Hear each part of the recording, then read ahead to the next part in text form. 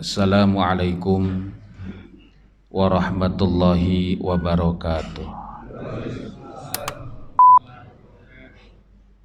Bismillahirrahmanirrahim. Alhamdulillahi rabbil alamin. Assalatu wassalamu ala ashrafil mursalin Sayyidina wa habibina wa syafi'ina wa maulana Muhammadin wa ala alihi wa ashabihi ajma'in. Subhanaka la ilma lana illa ma 'allamtana innaka antal alimul hakim. La haula wa la quwwata illa billahil aliyyil azim. Amma ba'du. Bapak-bapak, ibu-ibu, mari sama-sama kita baca doa, ikuti setelah saya. Bismillahirrahmanirrahim.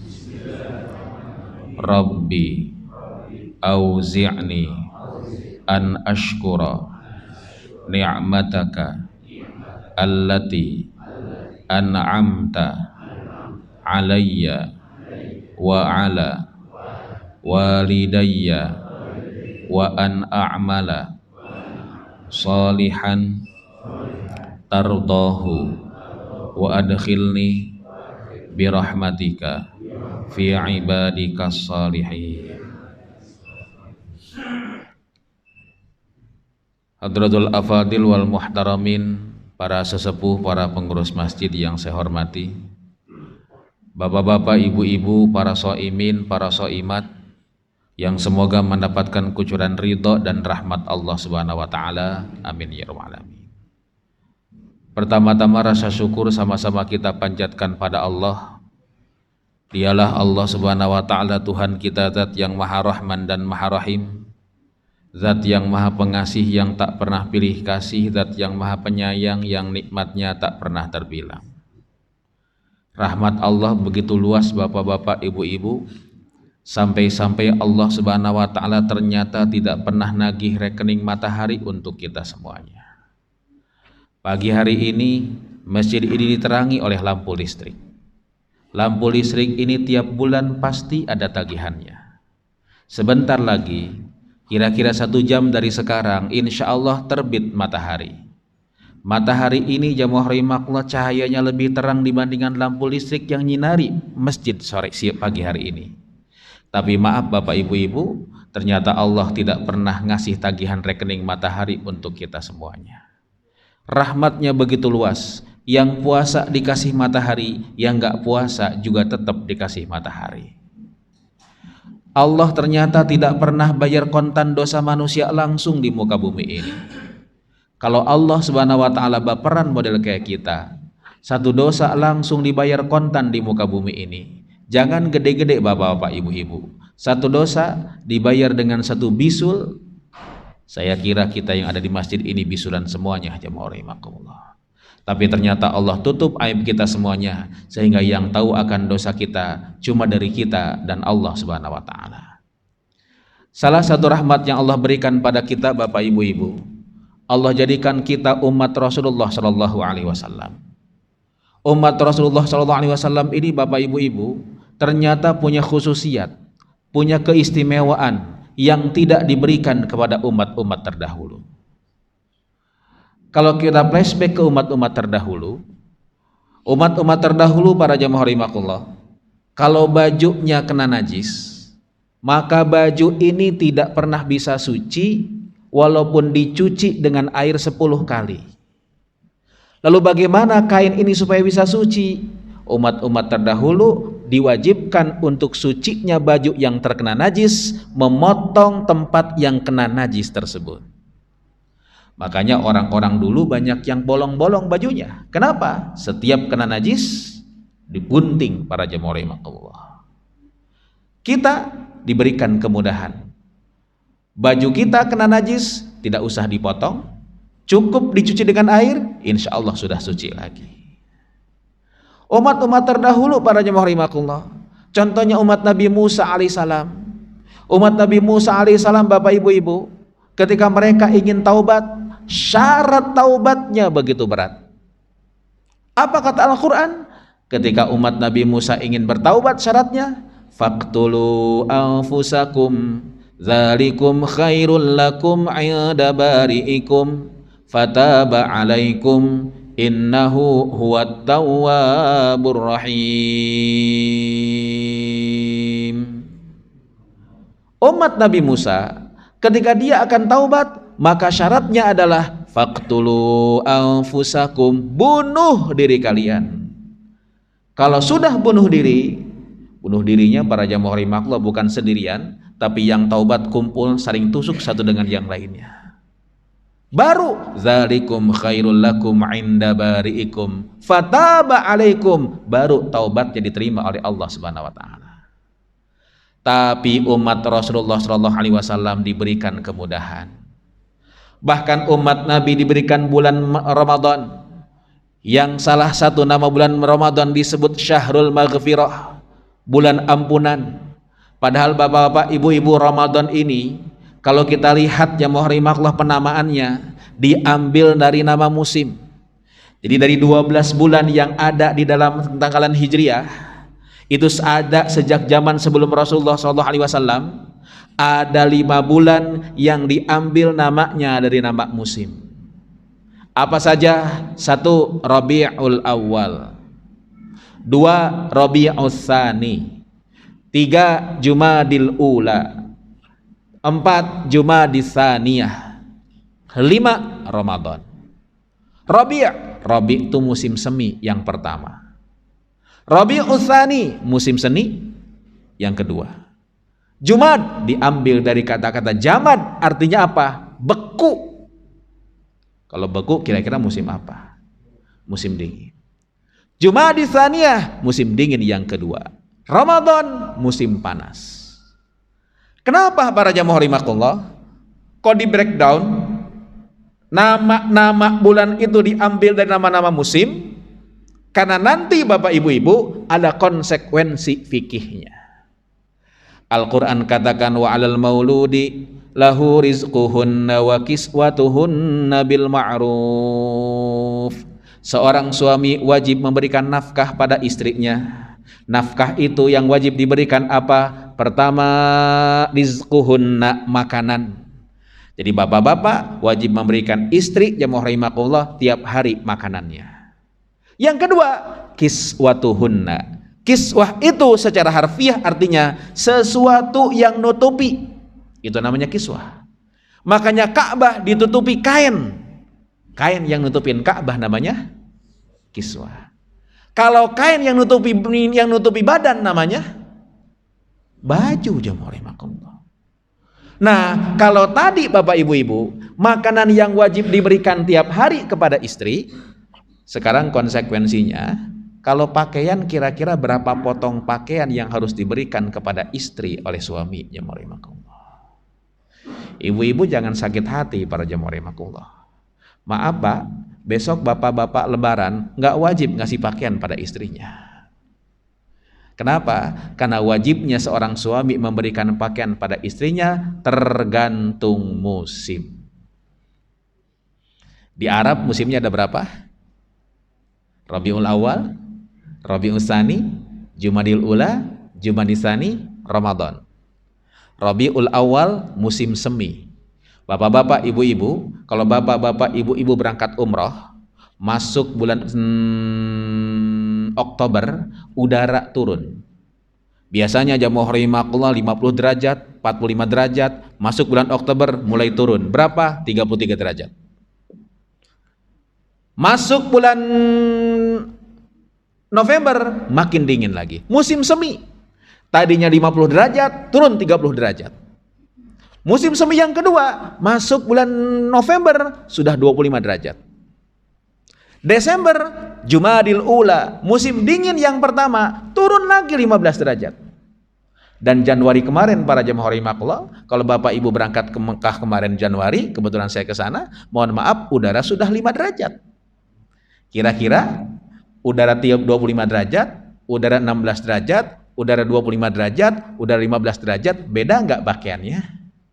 Beda. Ramadan musim panas. Jadi orang Arab, istri berhak mendapatkan baju dari suaminya, dan suami wajib memberikan baju pada istrinya. Di Arab 5 potong. Pakaian musim dingin dengan musim panas beda gak kira-kira? Beda. 5 potong. Di Indonesia kira-kira di Pamulang berapa musim Bapak Ibu-Ibu? Banyak jemaah rahimakumullah. Ada musim duren, ada musim pisang. Untung orang di Indonesia musimnya cuma 2. 1 musim hujan, 2 musim panas. Jadi mohon maaf ibu-ibu, kalau ibu-ibu besok minta baju di bulan Ramadan, bapak-bapak di Lebaran, bapak-bapak tidak wajib ngasih baju. Karena wajibnya ngasih baju kepada istri per musim. Musim panas kasih baju tipis, musim dingin cukup kasih jas hujan. Nah, para jemaah rahimakumullah, ya, ini konsekuensi fikihnya jemaah rahimakumullah. Ramadan musim panas. Tapi Allah jadikan bulan Ramadan ini para jemaah rahimakumullah sebagai syahrul maghfirah, bulan ampunan, menjadi khususiat umat Rasulullah sallallahu alaihi wasallam. Para jemaah rahimakumullah, pertanyaannya adalah kenapa sih Allah Subhanahu wa taala wajibkan kita melaksanakan puasa? Dan mohon maaf Bapak Ibu-ibu, puasa dalam artian menahan diri ini, kalau kita lihat historisnya ternyata adalah ibadah yang pertama kali Allah wajibkan kepada manusia jauh sebelum Allah wajibkan ibadah-ibadah yang lain. Mari kita lihat Al-Quran. Bapak Ibu-ibu, Nabi Adam tinggal di sorga. Wa ya Adamuskun anta wa zaujukal jannah. Adam, tinggal kau di sorga bersama istrimu. Adam disuruh makan. Wa kula minha ragadan haitsu syi'tuma. Kalau mau makan silahkan makan, kalau mau minum silahkan minum. Adam tidak disuruh sholat. Nabi Adam tidak disuruh zakat. Nabi Adam tidak disuruh haji. Tapi Nabi Adam disuruh puasa dalam artian menahan diri. Wala taqraba hadhihi syajarata fatakuna minaz zalimin. Adam, silahkan makan kau makan, minum kau minum. Makanan dan minuman di sorga tidak akan pernah habis. Tapi tolong Adam, wala taqraba hadhihi syajarata, jangan dekati ini pohon.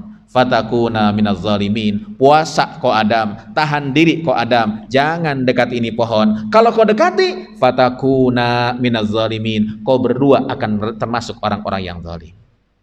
Nabi Adam ternyata disuruh puasa dalam artian menahan diri jamaah rahimakumullah. Kenapa demikian? Karena ternyata mohon maaf, menahan diri ini merupakan kunci dari segala hal. Urusan kebutuhan Allah pastikan sudah ada. Lihat, sebelum Allah ciptakan manusia, Allah siapkan dulu batu bara di bawah tanah. Minyak bumi Allah letakkan di bawah tanah sebelum Allah ciptakan manusia. Dana APBD, APBN tidak pernah ada yang dialokasikan untuk nyiramin pohon seluruh Indonesia. Siapa yang nyiramin? Allah. Ibu-ibu punya pohon di pot, masih disirami.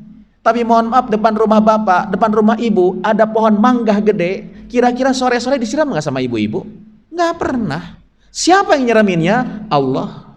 Kata Allah, faminhu ya'kulun. Jumlah makanan dengan jumlah manusia pasti akan sesuai. Tidak pernah akan ada kekurangan. Tapi kenapa kok ternyata ada orang yang tidak makan? Ada orang yang susah makan? Bukan salah Allah. Karena kenapa? Rezeki dijamin oleh Allah Subhanahu wa taala. Makanya mohon maaf, di kita suka sering baca Yasin. Baca Yasin ini ada ayat kauniyah. Wa ayatul lahumul ardul maitatu ahyainaha wa akhrajna minha habban faminhu ya'kulun. Hei manusia, Allah pikirkan makanan untuk engkau. Jangankan berjumlah makanan, cara makannya aja Allah pikirkan. Allah pikirkan bagaimana Allah Subhanahu wa taala bikin durian ada durinya. Buah-buahan lain gak ada durinya. Durian ada durinya. Makanya namanya durian, karena saking banyak durinya. Kenapa Allah bikin durian ada durinya? Ini ayat-ayat Allah untuk kita semuanya jamaah rahimakumullah. Karena itu di durian ada kalimat la ilaha illallah. Pantas orang kita kalau zikir kalimat la ilaha illallah palanya goyang-goyang. La ilaha illallah, la ilaha illallah. Kenapa kok goyang-goyang? Emang enaknya begitu. Ternyata bukan sekedar goyang-goyang. Tapi mikirin itu durian. Durian dibikin ada durinya. Buah-buahan yang lain tidak ada durinya. Kenapa Allah bikin durian ada durinya? Hebatnya Allah Subhanahu wa taala. Durian wangi. Mangga gak wangi. Malam-malam yang namanya kalong, yang namanya codot, bahasa kita tuh kalong tuh, kelawar bisa membedakan jambu matang dengan jambu gak matang. Padahal jambu gak wangi. Malam-malam durian matang wangi semerbak kemana-mana. Maka monyet mikir, ini wangi apa, kata monyet. Kelawar pun juga muter ketemu dengan pohon durian. Begitu ketemu pohon durian, kelawar megang, gak bakalan enak. Buktinya saya pegang, ada durinya. Monyet gak bisa makan.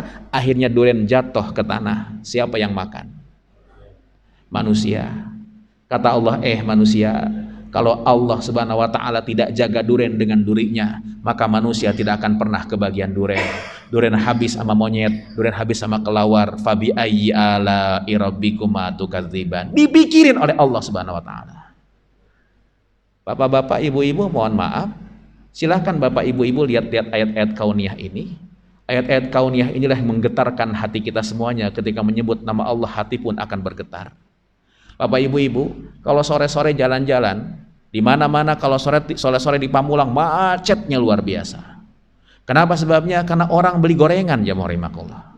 Makanya mohon maaf, kalau seandainya Rasulullah tinggalnya di Pamulang, mungkin buka puasa itu sunnahnya pakai gorengan, ya rahimakumullah, sama lontong. Itulah para jamaah rahimakumullah, ya kan? Bapak ibu-ibu, mohon maaf, lihat, banyak timun suri, ya rahimakumullah. Timun suri, ada juga es kelapa. Kelapa Allah bikin di atas. Allah bikin kelapa itu ada sabutnya. Di bawah sabut ada batoknya. Di bawah batok ada dagingnya. Baru ada air kelapa. Saya tanya ke bapak ibu-ibu, kira-kira yang diciptakan oleh Allah Subhanahu wa taala, airnya dulu apa batoknya dulu? Batoknya dulu, Pak Ustadz. Gimana masuknya tuh air? Airnya dulu ya Pak Ustadz. Kalau airnya dulu, di mana disimpannya?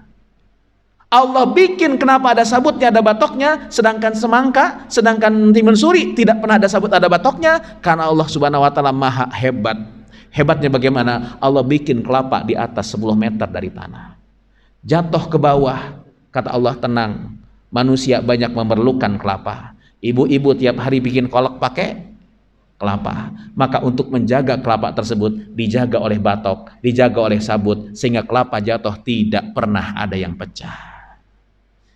Coba kalau yang dibalik timun suri yang di atas, kelapa yang di bawah, hancur semuanya. Masya Allah, tabarakallah. Sebelum Allah ciptakan manusia, Allah ciptakan dulu makanannya.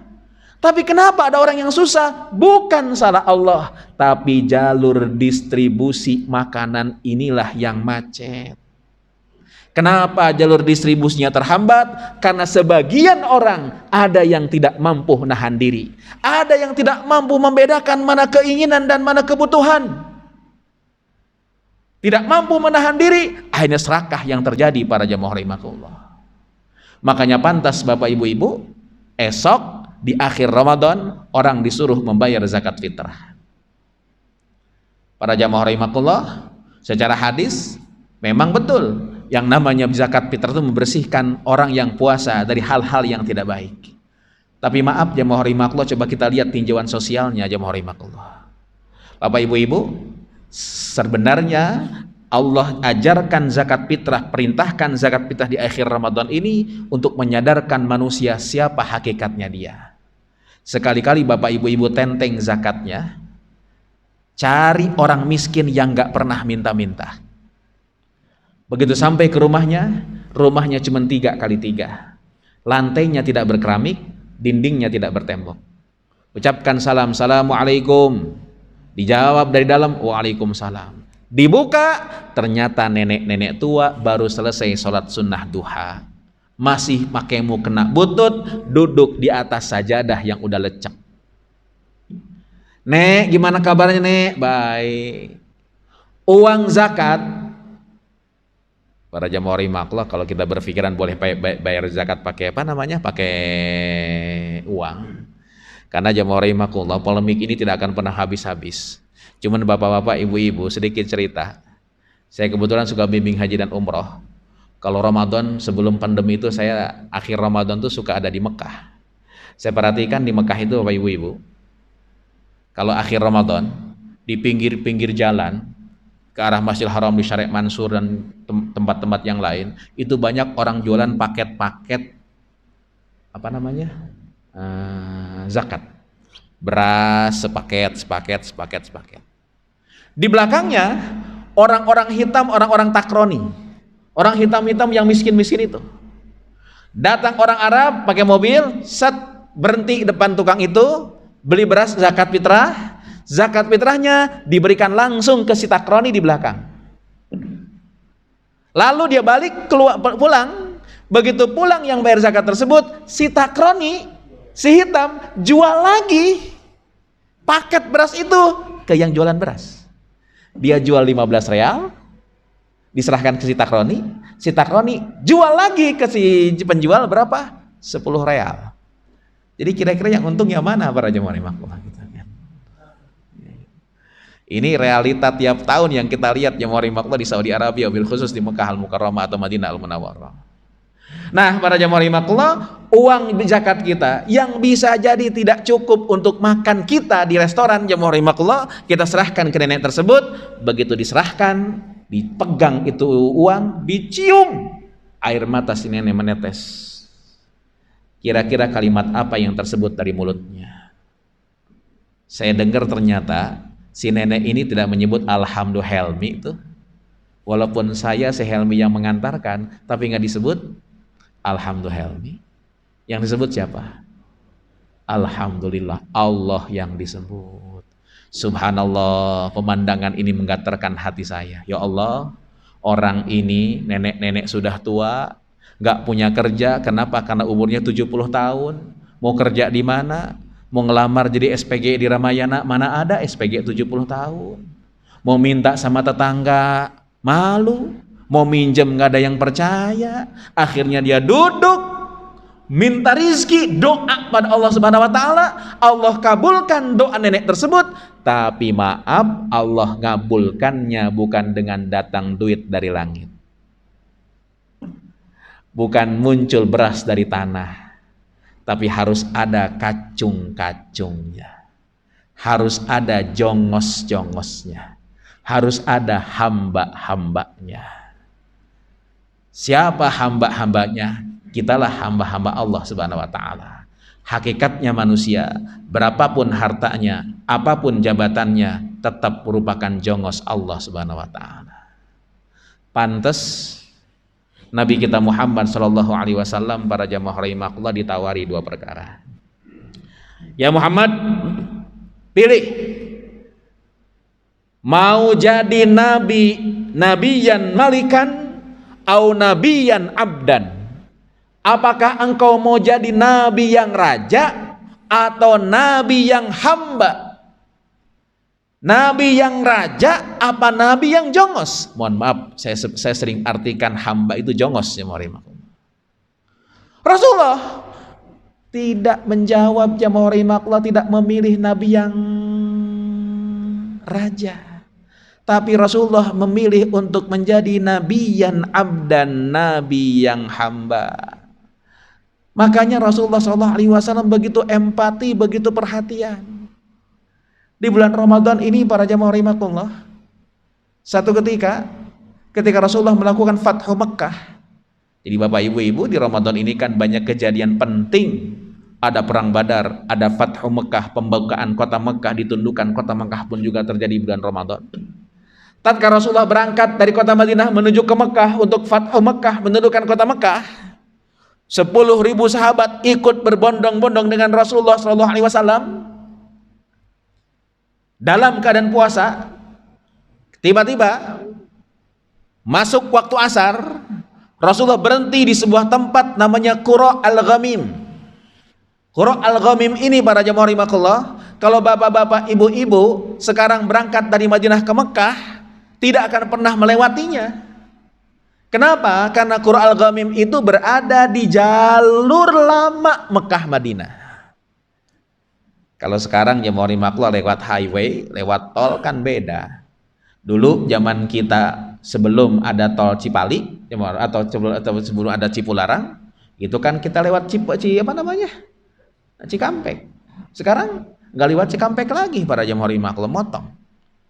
Sampai di tempat namanya Qur Al-Ghamim, Rasulullah istirahat, tenda dibangun, siap-siap untuk buka. Kenapa? Waktu sudah asar. Tiba-tiba ada seorang sahabat yang datang pada Rasulullah SAW. Kata sahabat ini, ya Rasulullah, syaqqa ala haula'is saumu. Wahai Rasul, ini kita berjalan dalam keadaan puasa, ternyata bagi sebagian orang di antara kita terasa berat, wahai Nabi. Gimana Rasul? Waktu jam berapa? Pas waktu asar. Rasulullah mendengar aduan sahabat bahwa ada orang yang kesusahan di dalam melaksanakan puasa dalam perjalanan ini. Tanpa ragu-ragu Rasulullah minta dibawakan air. Bawain ember, bawain baskom kalau bahasa kitanya. Bawain baskom. Air jamaah rahimakumullah di baskom. Rasulullah naik ke sebuah batu. Lalu di atas batu tersebut Rasulullah minum supaya kelihatan oleh semua orang yang ada.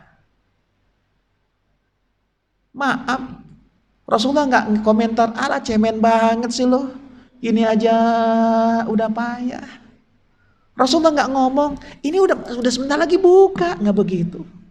Tapi begitu Rasulullah SAW empati kepada orang yang terlemah di antara umatnya para jamaah rahimakumullah. Sebagaimana Rasulullah Al-Quran katakan, yassiru wala tu'assiru, berikan kemudahan, jangan dipersulit para jamaah rahimakumullah. Dan bapak-bapak, ibu-ibu, Ramadan ini ternyata menjadi tanda akan wafatnya Rasulullah SAW. Para jamaah rahimakumullah, Imam Zainuddin Al-Mulaibari. Jadi di pesantren-pesantren itu banyak dikaji kitab seorang ulama namanya Zainuddin Al-Mulaibari. Zainuddin Al-Mulaibari ini dari daerah Malabar.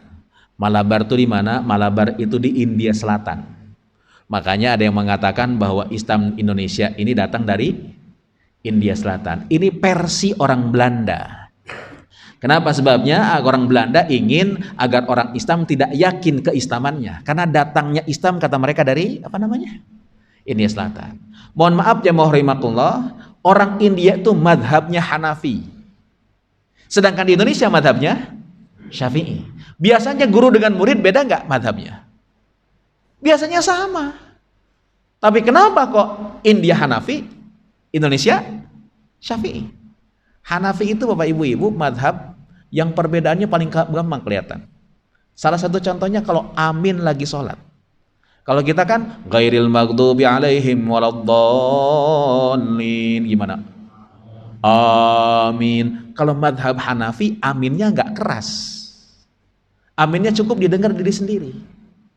Yang bermadhab Hanafi diantaranya Turki. Saya pernah ke Turki para jamaah rahimakumullah. Kebetulan Jumatan di Masjid Sulaimaniyah di tengah kota Istanbul. 30 orang, kita duduk di tengah-tengah masjid, khatib naik mimbar. Begitu khatib naik mimbar, Masya Allah, khatibnya pakai bahasa Turki, tapi kita 30 orang gak ngantuk.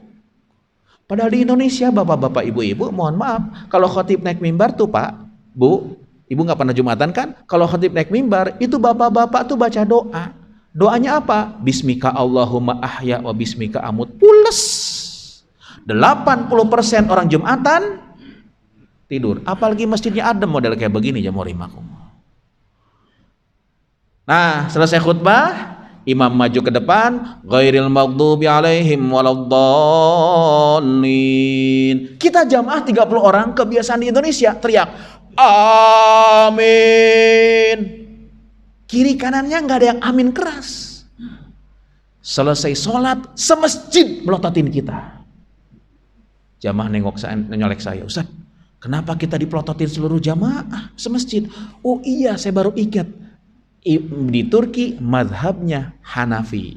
Madhab Hanafi aminnya nggak keras ya, pelan-pelan.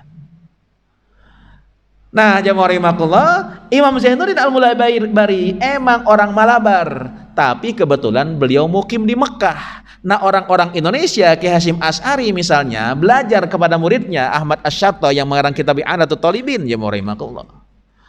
Nah, Imam Zainuddin Al-Mulabari mengatakan bahwa wafat itu ada dua macam. Ada yang dinamakan dengan wafatun ikhtiyariyah, ada wafat idtirariyah. Mautun ikhtiyariyun, mautun idtirariyun. Ada meninggal undangan, bahkan memilih. Ada kematian paksaan. Mau nggak mau, detik itu harus mati.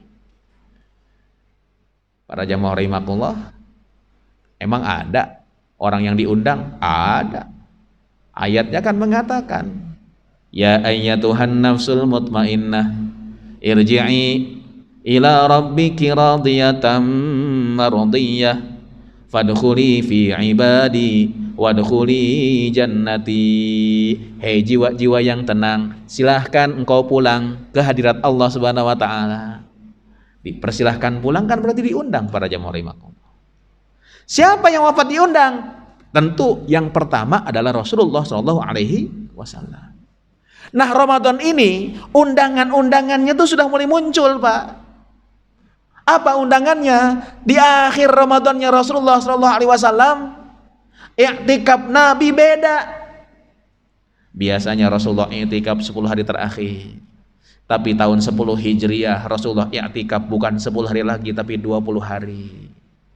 Jibril yang biasanya tadarus cuma sekali dalam bulan Ramadan turun sampai 2 kali.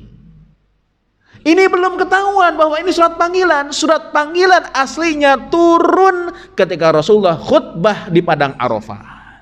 Khutbah di Padang Arafah diawali dengan sebuah kalimat, Isma'u qawli, sahabatku dengarkan perkataanku, la'alli la alqakum ba'da ami hadza fi hadzal mauqif, karena tahun depan bisa jadi kita tidak pernah berjumpa lagi di tempat ini. Para sahabat menyangka bahwa ini kalimat-kalimat terakhir Rasulullah SAW. Lalu di akhir Rasulullah SAW khutbah, Jibril turun membacakan ayat dalam surat Al-Maidah, Al-Yauma akmaltu lakum dinakum wa atmamtu alaikum ni'mati wa raditu lakumul Islam madina. Selesai menyampaikan ayat itu, Sayyidina Umar Ibn Khattab yang nanti beliau wafat dimakamkan di kaki Rasulullah SAW. Karena ternyata bapak ibu-ibu, makam Nabi kiri kanannya bukan makam anak istrinya. Beda dengan makam raja-raja di Indonesia atau di dunia. Makam raja-raja pasti kiri kanannya makam anak istrinya. Bapak pergi ke Imogiri, di Imogiri ada makam raja-raja Mataram, kiri kanan makam raja-raja pasti anak istrinya, bahkan cucunya belum mati kuburannya sudah disiapin. Tapi makam Nabi ternyata di sampingnya bukan kuburan anaknya. Padahal Fatimah meninggal dunia sekitar 6 bulan setelah Rasulullah meninggal dunia. Fatimah meninggal dunia sebelum Abu Bakar ataupun Umar meninggal dunia. Tapi maaf, Fatimah tidak dimakamkan di samping makam Nabi. Aisyah meninggal dunia, padahal Aisyah itu Rasulullah wafat di pangkuan Aisyah, tapi Aisyah istri Nabi tidak dimakamkan di samping makam Nabi.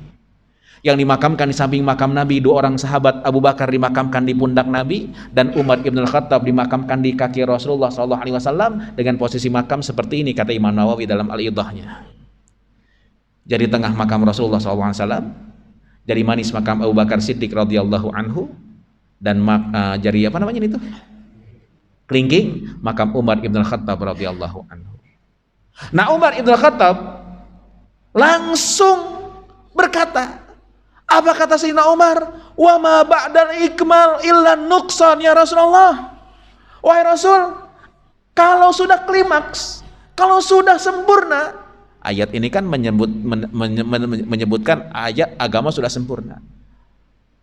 Wa ma ba'dal ikmal illa nuqsan, pasti ada ketidaksempurnaan. Kalau sudah klimaks pasti anti klimaks.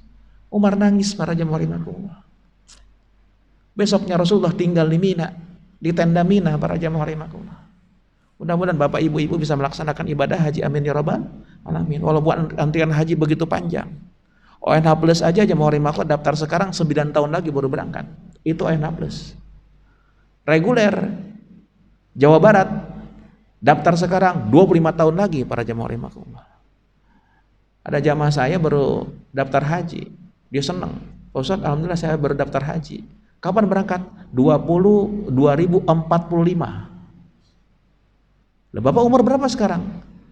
68. Masya Allah, tabarakallah. Mudah-mudahan masih kasih umur jamaah rahimakumullah. Rasulullah tinggal di Mina. Saat di Mina, Rasulullah membacakan ayat surat yang insya Allah kita hafal. Suratnya surat An-Nasr, idza jaa nasrullahi wal fath wa ra'aitan nasa yadkhuluna fi dinillahi afwaja, sampai akhir ayat. Sayyidina Umar penasaran, nanya kepada para sahabat, sahabat teman-teman, madza tarawna an hadhihi surah? Menurut ente semua, apa sih maksud surat ini? Para sahabat memahami Al-Quran secara harfiah. Kata para sahabat, ya Umar, ini kabar gembira. Pertolongan Allah akan kita dapatkan. Nasrullah, pertolongan Allah akan dapatkan. Al-Fathu, kemenangan kita akan gapai. Orang-orang masuk ke dalam agama Islam berbondong-bondong sebentar lagi. Ini ayat gembira, wahai Umar. Umar penasaran. Karena ada seorang sahabat namanya Ibnu Abbas, Abdullah Ibnu Abbas. Kalau kita belajar ilmu hadis, Abdullah Ibnu Abbas ini termasuk sigharus sahabah, sahabat yang ketika Rasulullah meninggal dunia masih muda. Satu-satunya sahabat yang nulis kitab dan kitab tafsirnya masih ada sampai sekarang itu Ibnu Abbas. Beliau mengarang sebuah kitab namanya Tanwirul Miqbas fi Tafsiri Ibni Abbas. Ibnu Abbas menangis, ditanya oleh Sayyidina Umar, Ibnu Abbas, kenapa ente nangis? Coba pendapat engkau bagaimana? Dijawab oleh Ibnu Abbas, ya Umar, surat ini na'yu Rasulillah sallallahu alaihi wasallam, kabar duka akan wafatnya Nabi. Kalau pertolongan Allah sudah turun, kemenangan sudah kita dapatkan, orang-orang sudah masuk ke dalam agama Islam berbondong-bondong, berarti tugas Nabi sudah selesai, wahai Umar. Kalau tugas Nabi sudah selesai, detik-detik wafat Nabi akan segera datang. Semua sahabat terdiam, para jamaah rahimakumullah. Hari Rabu sebelum Rasulullah meninggal dunia, jamaah rahimakumullah, Rasulullah naik mimbar, maksubar ra'si, kepalanya diikat. Ya, kayak apa namanya? Kayak sorban. Bapak, kalau Bapak sakit panas, Bapak pakai peci, kira-kira dipegang pecinya terasa panas apa enggak? Enggak terasa panas kan? Ibu-ibu yang mau rahimakumullah, kalau ngangkat ketel supaya enggak panas pakai cempal. Cempal itu apa sih? Apa namanya? Pakai lap yang mau rahimakumullah supaya enggak panas. Sahabat Rasulullah ketika Rasulullah sakit panas sebelum wafatnya, sorban dipegang terasa panas. Jadi kira-kira berapa panas badannya Rasulullah SAW sampai-sampai sorbannya ketika diikatkan dipegang terasa panas oleh para sahabat. Rasulullah naik mimbar sebelum zuhur. Rasulullah khutbah di hadapan para sahabat. Kata Rasulullah, inna abdan khuyyira baina zahratid dunya wa ma indahu. Sahabat-sahabat sekalian, saya mau cerita, kata Rasulullah. Ada seorang hamba, orang ini ditawarkan dua perkara. Yang pertama mendapatkan dunia serta seisinya, yang kedua dia kembali kepada Allah Subhanahu wa taala. Fakhtara ma indahu, ternyata sahabat orang ini tidak memilih dunia dan seisinya, tidak memilih berumur panjang dapetin dunia. Fakhtara ma indahu, ternyata dia lebih ingin kembali kepada Allah Subhanahu wa taala. Tiba-tiba Abu Bakar Siddiq radhiyallahu anhu interupsi, ya Rasulullah, wa ma ba'dal ikmal illan nuqsan, wahai Rasul, tidauka bi abaina wa ummahatina, wahai Rasulullah, apapun saya siap bayarkan demi engkau, wahai Rasulullah sallallahu alaihi wasallam. Rasulullah tidak menjawab interupsi Abu Bakar ini, tapi para sahabat nyolek Abu Bakar. Abu Bakar, ente kenapa ngomong begitu? Nabi kan ngasih tahu, Nabi cerita ada orang yang ditawarkan dua perkara, satu kembali kepada Allah, dua mendapatkan dunia seisinya. Orang itu memilih menghadap kepada Allah. Kenapa ente membarkan begitu? Kata Abu Bakar, kana Rasulullah sallallahu alaihi wasallam wal mukhayyar. Para sahabat, ketahuilah yang ditawarkan itu bukan siapa-siapa, tapi diri Rasulullah sallallahu alaihi wasallam sendiri. Dan betul 5 hari kemudian Rasulullah meninggal dunia, para jamaah rahimakumullah. Itulah para jamaah rahimakumullah, mukhayyar, orang yang dipilih untuk meninggal dunia. Pak, Bu, tadi di Mina Rasulullah dapat surat An-Nasr. Kalimat-kalimat terakhir sebelum Rasulullah wafat, 3 bulan sebelum Rasulullah meninggal dunia, kalimat yang banyak diucapkan Nabi adalah apa yang disebutkan dalam surat An-Nasr tersebut. Surat An-Nasr ditutup dengan kalimat fasabbih bihamdi rabbika wastaghfir.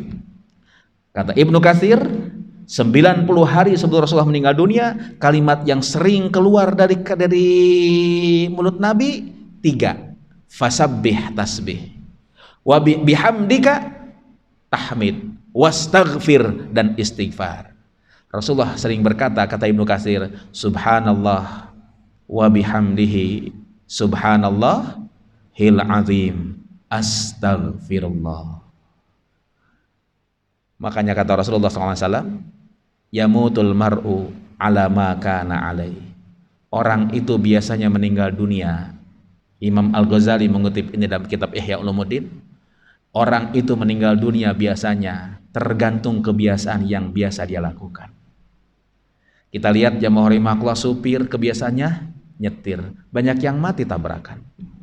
Pilot bawa pesawat, banyak yang mati jatuh pesawatnya. Tetangga saya di Bambu Apus ada yang mati kecebur di Setu.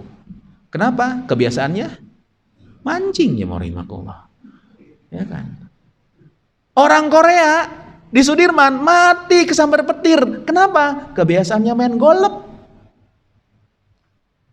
Sayangnya wafat ternyata tidak pernah bisa di request bagaimana kondisinya. Saya teringat, ya rahimakumullah, ada seorang ulama dulu.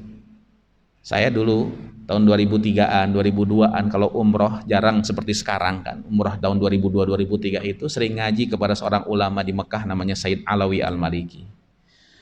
Keluarga Sayyid Alawi Al-Maliki ini merupakan guru-guru ulama-ulama Indonesia. Jadi sanad-sanad ulama-ulama Indonesia rata-rata sampainya ke Sayyid Alawi Al-Maliki di Mekah.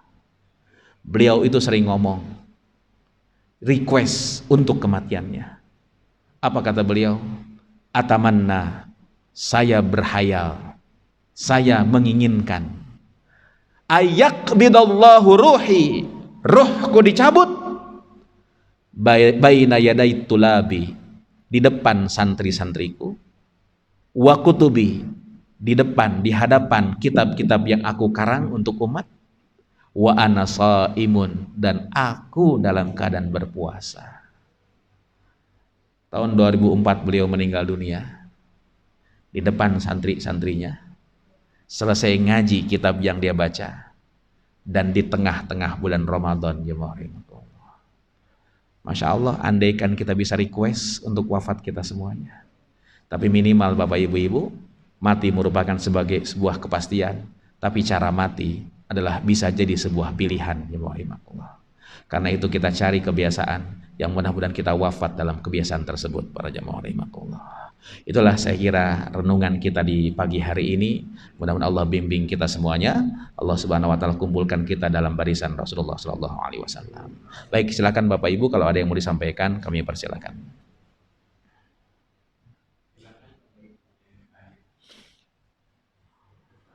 Ya, silakan Pak. Waalaikumsalam.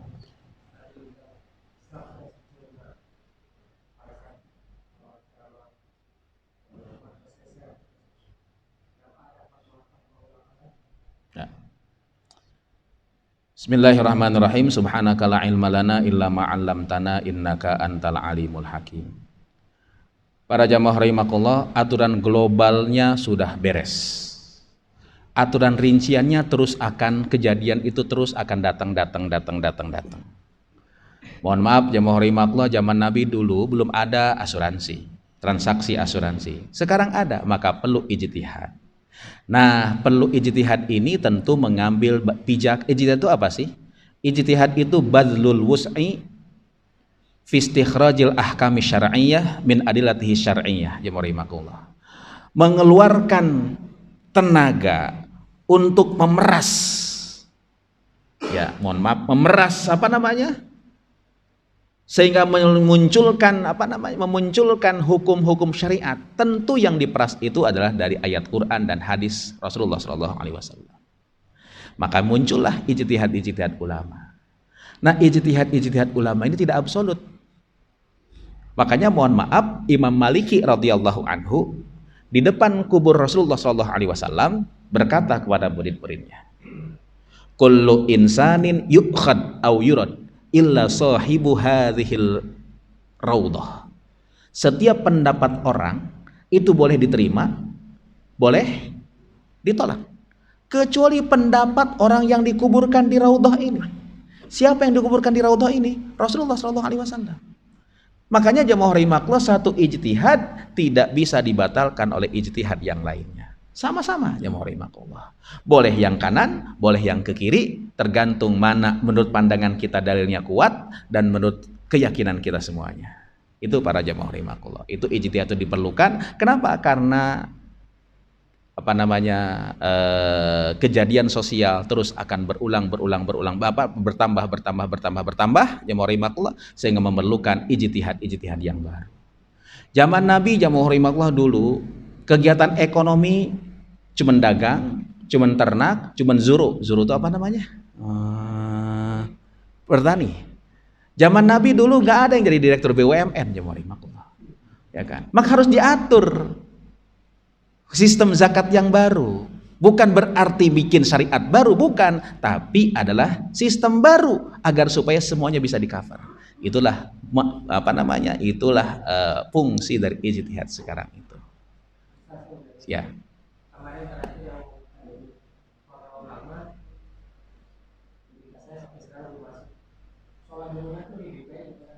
Ya. Padahal usaha sama pahala itu kan berbeda dulu.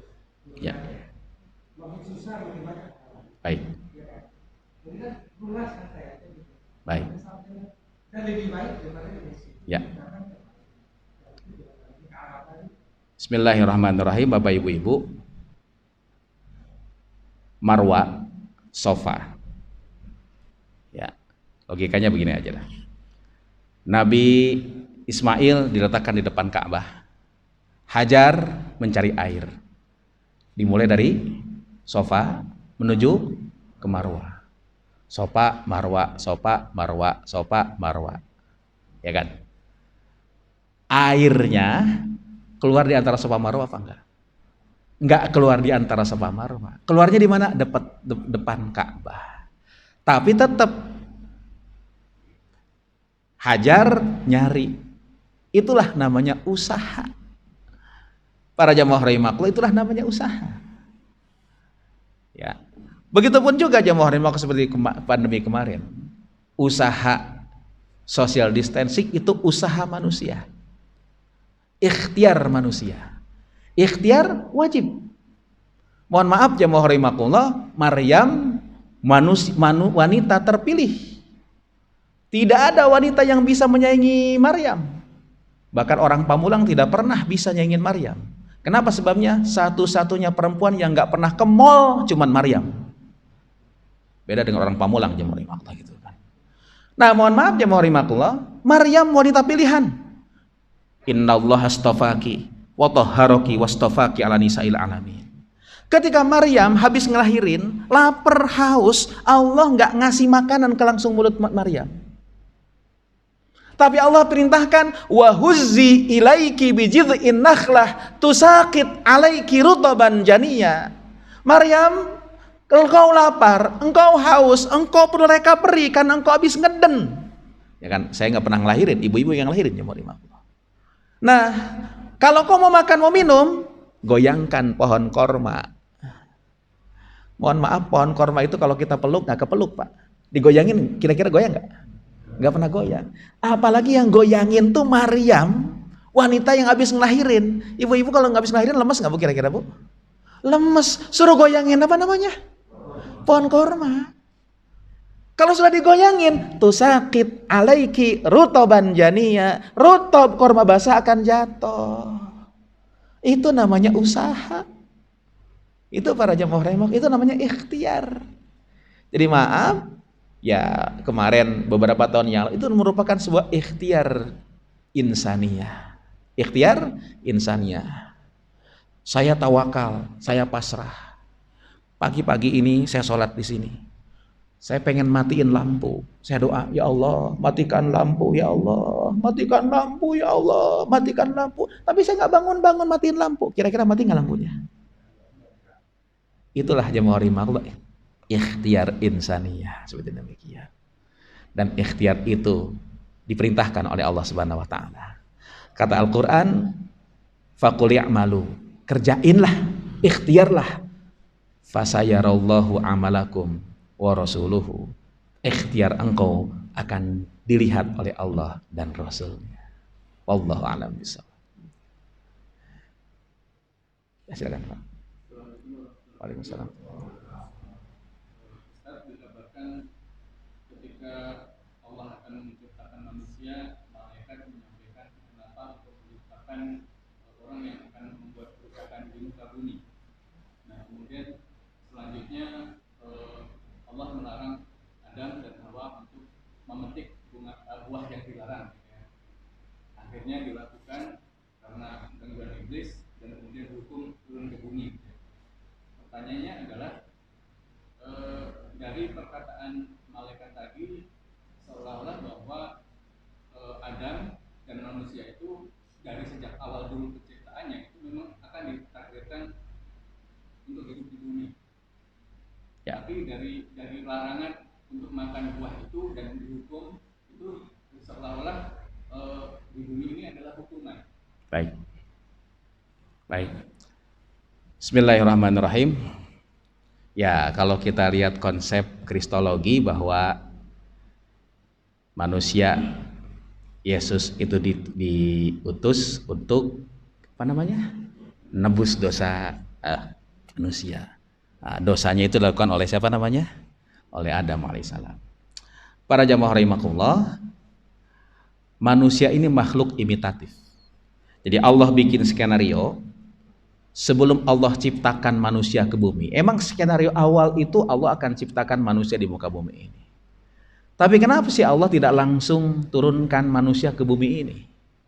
Bapak ibu-ibu, maaf, kalau manusia turun langsung ke muka bumi ini pasti manusia akan bingung mau ngapain di muka bumi ini. Maka Allah bikin sebelum manusia turun di muka bumi, Allah letakkan dulu di mana? Di surga. Sehingga Adam bisa ngelihat, oh surga tuh bentuknya kayak begini, keteraturan sosial, keteraturan ekosistem dan yang lainnya. Begitu turun manusia ke muka bumi ini, Adam bisa meniru apa yang pernah terbayang di sorga dulu, sehingga menciptakan sorga-sorga dunia. Itu para jamaah rahimakumullah. Dibikin skenario beliau tergelincir, sehingga tahu siapa kawan dan siapa lawan para jamaah rahimakumullah. Kenapa? Karena kalau tidak ada gambarannya, manusia akan bingung untuk membuat apapun juga. Masjid ini punya arsitek ataupun kubah. Kubah ini bisa jadi nyontoh ke yang lainnya. Makanya ada kubah model Turki, ada model Romawi. Tapi untuk menciptakan imajinasi sendiri akan berat. Maka Adam dibikin oleh Allah di sorga dulu, agar supaya begitu turun ke muka bumi ini, Adam bisa menciptakan sorga-sorga di muka bumi ini. Itulah para jamaah rahimakumullah, skenario Allah Subhanahu wa taala bukan berarti hukuman para jamaah rahimakumullah. Makanya Allah kalau katakan faqulnah bituhu bi ba'd faqulnah bituhu ba'dukum faqulnah bitu ba'dukum li ba'din adu. Turunlah kau di muka bumi, cuman nanti engkau di muka bumi satu dengan yang lainnya akan jadi musuh. Kenapa? Karena ternyata kita punya musuh utama, iblis ini. Ada yang ngikutin iblis, ada yang tidak mengikuti iblis. Mereka tidak akan pernah akan akur jamaah rahimakumullah. Jadi itulah skenario Allah Subhanahu wa taala, sehingga turunnya kita ke muka bumi ini bukan merupakan hukuman, tapi adalah disuruh untuk menciptakan sorga-sorga di muka bumi ini, ketertiban-ketertiban sosial di muka bumi ini, para jemaah Allah. Mungkin itu yang kita bisa dapatkan. Penjelasan ini Bapak Ibu-ibu silahkan buka kitab, namanya kitab Jami'ul Bayan an Ta'wilil Quran. Itu Imam ataupun Tafsirul Kabir kalangan Imam Fakhruddin Ar-Razi, dia menjelaskan agar supaya Adam begitu sampai ke muka bumi ini bisa menciptakan sorga-sorga baru, ya Allah. Sorga seperti apa yang dia lihat di mana? Di sorga tersebut. Allah alam bisawab. Cukup saya kira. Ya. Ya. Bapak Ibu-ibu, jangankan demikian, Allah katakan wa qalilun min ibadiyas syakur. Hanya sedikit ternyata dari hambaku ini yang bersyukur. Makanya Sayyidina Umar Ibnul Khattab satu ketika pernah tawaf, Pak. Kalau tawaf itu kan biasanya kalau bapak-bapak orang Indonesia, ustadznya teriak Allahumma di belakang, Allahumma habib ilaina, habib ilaina. Satu ketika saya pernah bimbing tawaf, jemaah rahimakumullah. Nah, Allahumma, jamaah saya ngikutin Allahumma habib ilaina, habib ilaina. Tiba-tiba jempol kaki saya di putaran ketiga keinjak. Allahumma, begitu keinjak, aduh, gitu kan. Itu jamaah di belakang kompak. Allahumma, aduh. Saya tanya, Bapak, kenapa doanya pakai aduh? Ustaz, kita dengar Ustaz doanya Allahumma, aduh, jamaah. Nah, Sayyidina Umar Ibn Khattab ngikutin seorang, Pak. Ya. Seseorang yang doanya itu nggak banyak. Sepanjang 7 putaran tawaf itu doanya Allahumma ja'alni minal qalil. Ya Allah, jadikan aku orang yang sedikit. Dia nggak minta rezeki, nggak minta jabatan, nggak minta panjang umur. Doanya cuman Allahumma ja'alni minal qalil. Ya Allah, jadikan aku kelompok yang sedikit. Umar bingung, kok ada orang doanya cuman apa namanya? Begitu. Selesai dari tawaf ditanya, Masjidil Haram ini tempat mustajab. Tawaf ini ibadah yang paling afdal di Masjidil Haram. Waktu yang mustajab ketika doa. Kenapa ente doanya Allahumma ja'alni minal qalil? Dijawab oleh orang ini, alaihissallah qala, bukankah Allah berfirman, wa qalilun min ibadiyas syakur. Hanya sedikit orang yang bersyukur pada Allah Subhanahu wa taala. Semoga aku dijadikan orang yang sedikit itu, kata orang ini. Dan mudah-mudahan kita semuanya termasuk orang yang sedikit tersebut. Amin ya rabbal alamin. Al-Fatihah. Bismillahirrahmanirrahim. Alhamdulillah. Ar-Rahmanir-Rahim. Maliki yaumiddin. Iyyaka na'budu wa iyyaka nasta'in. Ihdinas siratal mustaqim. Siratal ladzina an'amta 'alaihim ghairil maghdubi 'alaihim waladdallin. Amin. Bismillahirrahmanirrahim. Alhamdulillahirabbil alamin. Allahumma shalli ala sayyidina Muhammad wa ala ali sayyidina Muhammad. Ya Allah, terima kasih Kau berikan hidayah dalam hati kami. Terima kasih ya Allah, Kau jadikan kami umat Rasulullah sallallahu alaihi wasallam.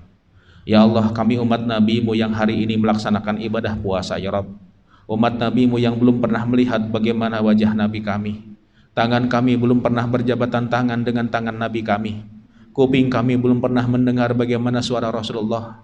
Namun izinkan ya Rabb, hati kami punya rasa cinta dan rindu pada Rasulullah.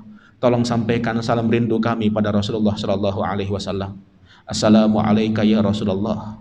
Assalamu alayka ya Habiballah. Assalamu alayka ya Safwatallah. Ya Allah, kami sadar sunnah Nabi-Mu sering kami tinggalkan, ajaran Nabi-Mu sering kami lupakan, hidup kami bergelimang kemaksiatan. Di Ramadan ini ya Rabb, kami tengadahkan tangan bermohon ampunan kepada Engkau. Ampuni dosa-dosa kami, maafkan segala kesalahan kami. Allahumma rabbana ighfir lana dzunubana wa liwalidina warhamhum kama rabbawna shighara. Ya Allah, di waktu yang mustajab ini izinkan kami munajat untuk kedua orang tua kami. Kami punya bapak ya Rabb, ini nama bapak kami, kita sebutkan nama bapak kita. Kami punya ibu ya Rabb, ini nama ibu kami, kita sebutkan ibu kita masing-masing. Ya Allah, dengan bimbingan mereka tertanam keimanan dalam hati kami. Dengan pengorbanan mereka ada keimanan dalam jiwa kami ya Rabb. Ya Allah, terngiang dalam benak kami ketika kami kecil, ibu kami dengan sabarnya membimbing kami. Ya Allah, cerewet ibu kami nyuruh kami sholat. Ya Rabb, ya Allah, di Ramadan ini ibu kami dengan sabarnya memasakkan masakan enak-enak di bulan Ramadan. Bapak kami membimbing kami untuk puasa. Ya Rabb, bahkan ketika sahur kami susah bangun, tiba-tiba Bapak datang ke kamar kami mencipratkan air ke muka kami. Ya Allah, ya Allah, ya Rabbana, siang-siang ketika kami kecil kami merasa lapar, tiba-tiba Bapak kami ngajak kami jalan-jalan. Ya Allah, agar kami lupa akan lapar kami. Ya Allah, ya Rabbana, ya Allah, di akhir Ramadan orang tua kami selalu bahagiakan kami, diberikannya hadiah bagi kami baju-baju yang baru. Ya Allah, mereka sebenarnya dalam kesusahan, tapi mereka tak pernah menunjukkan kesusahannya demi kebahagiaan kami. Ya Allah, ya Allah, kami sadar kami belum sempat bahagiakan ibu dan bapak kami. Ya Rabb, di bulan Ramadan yang mulia ini, izinkan kami minta kepada Engkau, orang tua kami yang telah tiada meninggalkan dunia ini, izinkan Kau jadikan kubur mereka raudhah min riyadil jannah. Ya Allah, orang tua kami yang masih ada, mereka sudah tua dan kadang-kadang sakit-sakitan, kami mohon padamu, jadikan penyakit mereka sebagai kafarat akan dosa-dosa mereka. Ya Allah, andai satu hari nanti Kau panggil orang tua kami pasrah kepada Engkau, namun izinkan kami minta kepada Engkau, Zat yang Maha Mendengar, sudilah kiranya Kau wafatkan orang tua kami dalam keadaan husnul khatimah. Ya Allah, kami punya anak yang merupakan amanah Engkau, ini putra putri kami. Ya Allah, kita sebutkan anak kita masing-masing. Ya Allah, kami sudah didik anak-anak kami sudah ajari putra putri kami. Ya Allah, ya Rabbana, kami pasrahkan anak-anak kami, putra putri kami, murid-murid kami, santri-santri kami kepada Engkau. Ya Rabb, bimbing mereka tumbuh menjadi anak-anak yang berguna untuk agamamu. Ya Allah, ya Allah, andai Ramadan ini Ramadan terakhir dalam kehidupan kami, dan kami tak akan pernah berjumpa dengan Ramadan di tahun yang akan datang, perkenankan ya Rabb, Kau bimbing kami untuk menjadikan Ramadan ini Ramadan terbaik dalam kehidupan kami, dan Kau wafatkan kami dalam keadaan husnul khatimah birahmatika ya arhamar rahimin. Rabbana atina fid dunya hasanah wa fil akhirati hasanah wa qina adzabannar. Wa sallallahu ala sayyidina Muhammadin wa ala alihi wa sahbihi wasallam walhamdulillahi rabbil alamin. Terima kasih. In uridu illal islaha mastata'tu wa ma taufiqi illa billah alaihi tawakkaltu wa ilaihi unib. Hasbunallahu wa ni'mal wakil, ni'mal maula wa ni'man nasir. La haula wa la quwata illa billahil aliyil azim. Wallahul muwaffiq ila aqwamit thoriq. Assalamualaikum warahmatullahi wabarakatuh.